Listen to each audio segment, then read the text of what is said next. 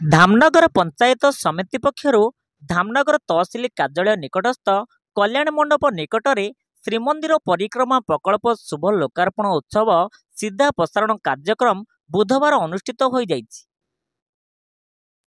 एही अवसर में धामनगर मेडिकल छक माँ दुर्गा मंदिर प्रांगणरू हजार हजार संख्यक भक्त कमल परिक्रमा रथ सह संकीर्तन मंडली शंख हुड़हुड़ी मध्यम चाली चाली आसी ब्लॉक छक निकटर साई मंदिर पाखरे पहुंची।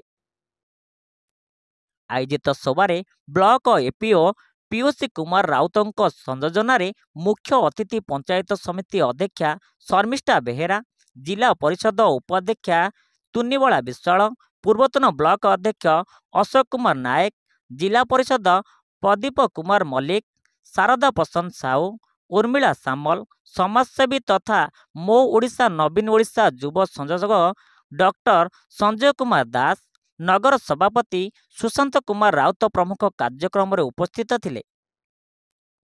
प्रथमे अतिथि मानक द्वारा जगन्नाथ फटचित्र रे पुष्प माल्य देई और प्रदीप प्रज्वलन पर शुभ लोकार्पण कार्यक्रम पर भजन समारोह अनुष्ठित होइथिला।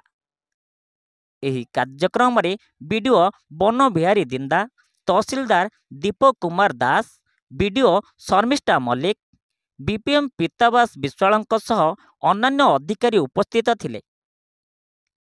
सेहीपरि धामनगर एनईसी रे अध्यक्षा निवेदिता जेना, कार्यनिर्वाही अधिकारी संतोष प्रकाश नायक प्रमुख उपस्थित रही एही कार्यक्रम अनुष्ठित होइथिबा बेले ब्लॉकर समस्त ग्रामर पंचायत स्तर रे सरपंच, पंचायत कार्यनिर्वाही अधिकारी सह बहु संख्यक श्रीमंदिर परिक्रमा प्रकल्प शुभ लोकार्पण उत्सव सीधा प्रसारण कार्यक्रम अनुष्ठित होइथिला। Dhamnagar Firoz Sank report, Yuvashakti news Odisha.